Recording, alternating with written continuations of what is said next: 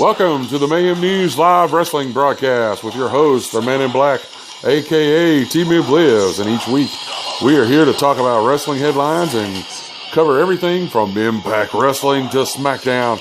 Join us each Tuesday via MayhemNews.com and the Mayhem News Live YouTube channel. You can subscribe to both and always keep up with our show and wrestling news.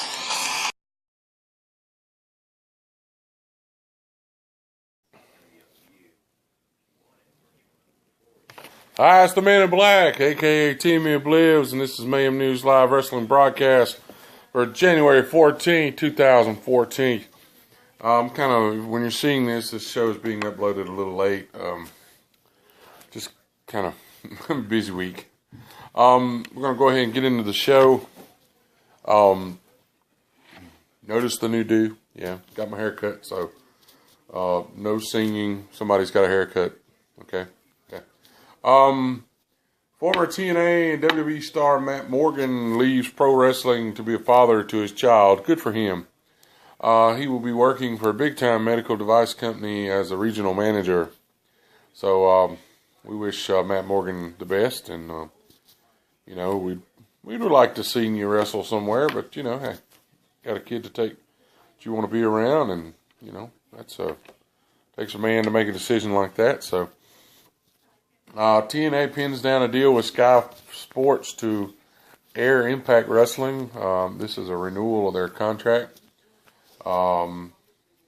basically to counteract somebody who told me that they couldn't get TNA in Europe, which was a bunch of bullshit. But anyway, TNA concerned about their future with Spike. The previous goal of 2 million weekly audience, obviously.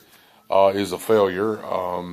This comes in light of talk that WWE may be interested in moving to Spike, which in that case, I'm pretty sure Spike could drop TNA like a hot potato. WWE announces the February 24, 2014 start of the WWE Network. I'm really excited about the network. I think it's going to be good for anyone who reports on the WWE and anybody who reports on wrestling in general. And I think it's going to be good. If you want to see more about the WWE Network, we did a special report on it. So I'm not going to rehash all that here. You can check it out on our channel. Ryback causes Ziggler to suffer another concussion. Here's the big question for this week. Is Ryback dangerous? Well, I'll look at it this way. When Ryback first came out, the reason why he was facing all those unknowns is because the mainline talent was kind of scared of him. They thought he was not safe. They thought he was stiff. And that's one reason why it took him so long to where he was facing mainline talent. And it was actually Vince McMahon who said, hey, we need to go ahead and push this guy on and get him done, which he did all right, but he has made some mistakes in the past. So now Ziggler has another concussion to deal with. So it could be possible that he is dangerous just by their reaction. Caitlyn, gone from WWE. WWE is so clueless on female wrestling. Even though for years they had the actual mold that made what women's wrestling was. You had Fabulous Moolah and the recently passed Mae Young, which we send her family and friends, and we hope that she rests in peace, and make sure and hope and pray that she got our message to give Fabulous Moolah a big hug from us. And they're back together again now. So, but they had the mold. They had the literal start of female wrestling in the WWE. 80-year-old woman taking a power bomb. I mean, at 77 years old, Mae Young took a power bomb from Bubba Ray. Okay? Through a table. Off a stage. Okay? Yet WWE can't seem to keep divas that actually have talent, actually can wrestle. They would prefer to keep the Barbie dolls. Where is Karma when you need her? Really? We need to bring her back so she can get rid of some of these Barbie dolls. I mean, you can't really count AJ into that because AJ can actually wrestle. Okay, she actually knows how to bounce off a rope, but she knows how to be cutesy too. So here's what I don't understand. Why can't they keep divas? Why? Why can't they keep good divas? And the ones they do have, they don't give them a push. Natalya should have been Divas champion.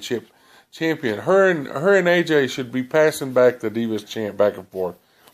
Tamina, you've got people that actually grew up around wrestling. You sit there and you hold Orton's hand or his wiener, whichever one you want to think about, and walk him into the WWE Heavyweight Championship. But yet Tamina is the granddaughter. I mean, she is from literal wrestling royalty. She's the daughter, excuse me, let me make that correction, of Jimmy Superfly Snuka. And she can do pretty much all of his moves. Why has this girl not been... WWE, you have no clue. Anyway. Let's see here. Where we're going. Ric Flair has a warrant for his arrest in Mecklenburg County, North Carolina, for the not paying of separation costs of $32,352.51. And that's pretty much all we're going to talk about. We're just going to say that he has a warrant for his arrest, but I'm not going to go into details of what it's all about. Or this week's TNA Impact Wrestling took a 1.393 million viewers, increase from 23% last week. I really don't know what they saw. I was not impressed, I'll be honest. And we'll get to the TNA report in a minute, but I'm sorry, I really wasn't impressed. I mean, there were some things to talk about, but there really wasn't nothing, Ultimate Warrior to be the first announced inductee into the WWE Hall of Fame 2014. Now the question is, who's going to induct him? Are they going to contact Sting, have Sting induct him, or I'm pretty sure it's not going to be. I mean, who's going to induct him? I mean, who has he not said something about, or which I like the Ultimate Warrior, and I like him now better than I did before because now he actually speaks his mind, which is a good thing. So who's going to induct him? If you want to make comments and let me know who you think should induct into Ultimate Warrior, maybe he'll induct himself. I mean, he's got a pretty big personality. I think maybe he can handle it. It's been said that the main reason that Roddy Piper was not in 2K14, WWE 2K14, was because of he's doing this show on the network. There was an agreement that he could not do non-WWE shows or MMA shows.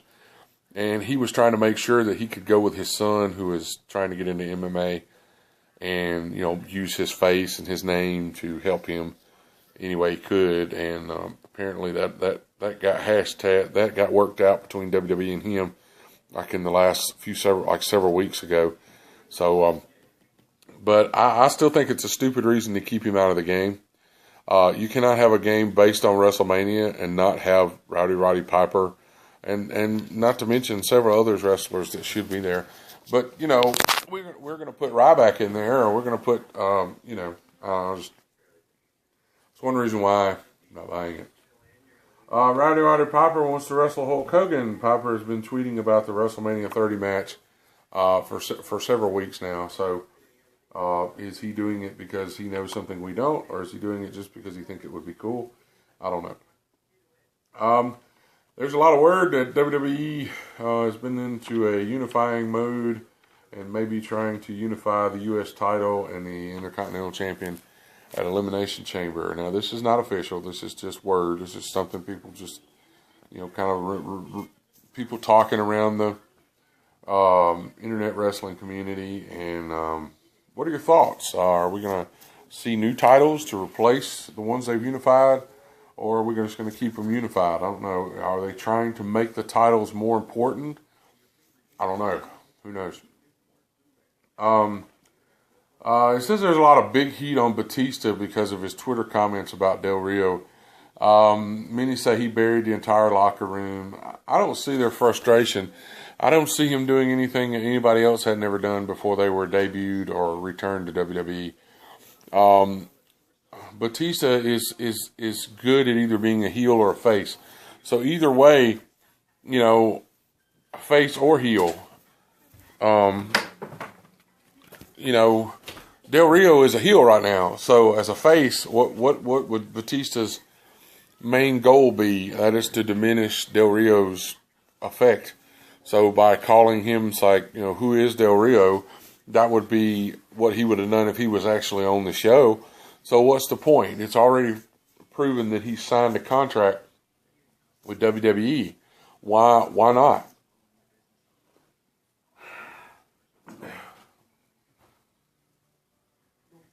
Oh, I'm sorry.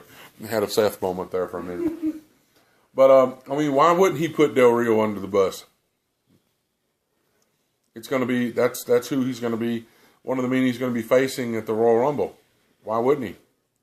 Why wouldn't he put anybody down? He's going to be facing them all, at least 29 of them at the Royal Rumble. I don't know. Finally, Lesnar will face the Big Show. Finally, he's going to face somebody new, not Triple H or Cena. I think Lesnar's won one of his matches here recently, so I think the Big Show's going to take him out. That would what I would be hoping for.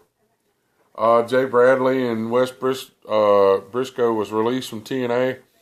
I wonder if Bischoff's son is nervous. He's like, oh God, they got rid of Jay Briscoe. I'm next. And then they got rid of Jay Bradley. Oh shit, I'm next. Hell, your ass should have went first. I'm sorry. Jim Ross in negotiation with Fox Sports. Take that, WWE. Jim Ross is going to thumb his nose at your ass and go legit. Go into a prime time sportscasting. I can't believe now. I say that for this, not just as an insult to WWE. I say this now. Jim Ross has said some things the last 2 or 3 months I don't agree with, but here's the thing. They're launching the biggest WWE event ever. They're doing the network, and you're not contacting Jim Ross and saying, dude, you've got to be on the network. You're not contacting Jim Ross? Really? But yet, don't get me wrong. I like JBL as a wrestler, but JBL is supposed to be a heel announcer. Okay? He took Michael Cole's place as heel, when Michael Cole obviously can never be heel again because of what happened with Jerry Lawler. Okay?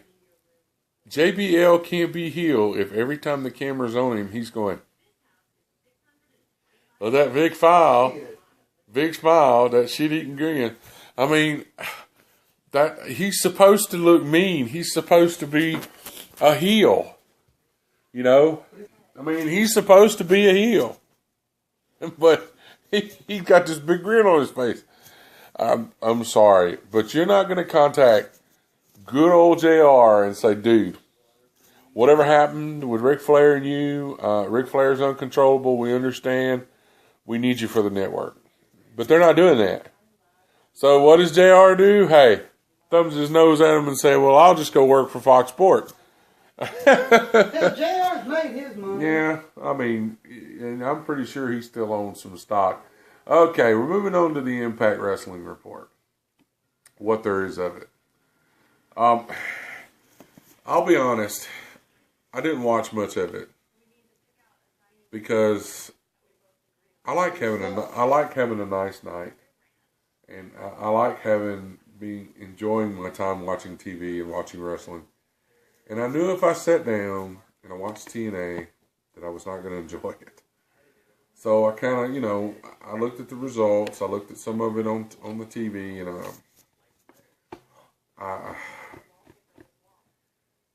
and I'm just thinking that all these people they're leaving. Jeff Jarrett's gone. And I think that, Sting is just waiting for that Jaws moment. He's waiting to be that last person sitting on the tip of the ship as it goes under, and then jump at the right time to say, yeah, that's right. I didn't leave until they were going under, baby. And I hope and pray that happens. I really do. I hope he goes to WWE. Mainly because I just want to see him there. I want to see him in the WWE Hall of Fame. He's got to do that before he retires. He can't leave without going to the WWE. Not only would it be good, I think it would be good for him because now he's of a caliber to where he really shouldn't worry about his character because Vince McMahon is a smart person. Vince knows that Sting has years and years of fan base that he's built over years. Why destroy it? A lot of the wrestlers that were really, really famous that he brought in, he didn't destroy their character. He went on with the same character. He used them the same way they were used before. But think about it. Okay, he's got a TNA Hall of Fame ring. Okay? If he went to WWE, not only could he be inducted by himself into the Hall of Fame, which would be 2 Hall of Fame rings now. Keep count. Him and the Ultimate Warrior could be inducted into the Hall of Fame for the Blade Runners. Okay? Scenario they did a long, long time ago. That would be 3 Hall of Fame rings. 2 WWE and 1 TNA. Okay? Now, just think about that. And if the NWO goes into the Hall of Fame, what was Sting a part of? He was part of the Wolfpack, which was NWO. That would be 4 Hall of Fame rings. And then Ric Flair could sit over there and go, you just had to outdo me, dude. So think about it. If Sting goes to WWE, that is 4. Count them 4 Hall of Fame rings he could get. Just because he was members of a couple of groups and himself. He'd get 3 Hall of Fame rings just in WWE. I mean, eventually he could just tape up his hands and never mind. Opens up the TNA Impact Wrestling with Dixie Carter. Oh, it's almost as bad as having all your wrestlers up on the stage. It's almost as bad as the way WWE's been doing that.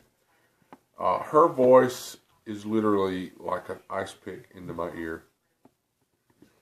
I truly thought that Vicky Guerrero had the best heel voice. The only problem is Vicky Guerrero knows what she's doing and Dixie don't.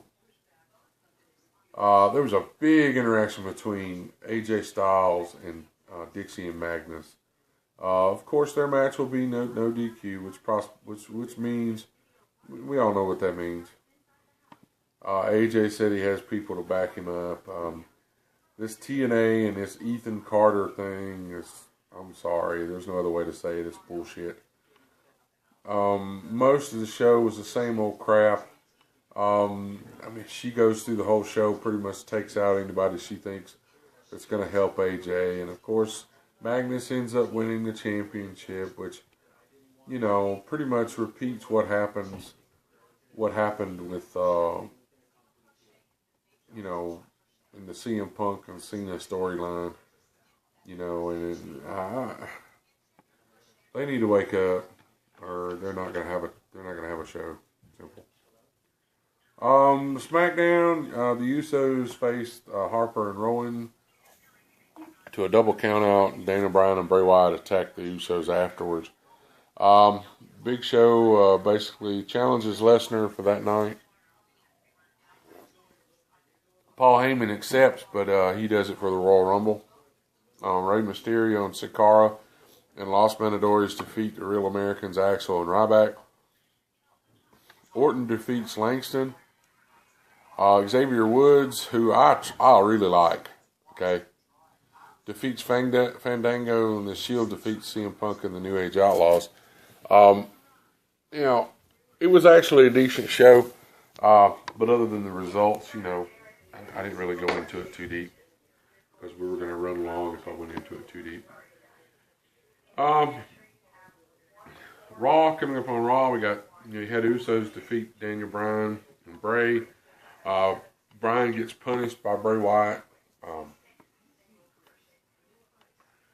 John Cena defeats Sandow in a great match. It actually could be, probably one of the best matches of the night. Sandow and Cena put on a great show. Kane and Brad Maddox set up Bray and Bryan versus the Usos in a cage match. Big Show pretty much demolishes Swagger, and of course, Heyman talks in the back that, Brock Lesnar, And the only good thing was we got to hear Heyman on the mic, which is always good.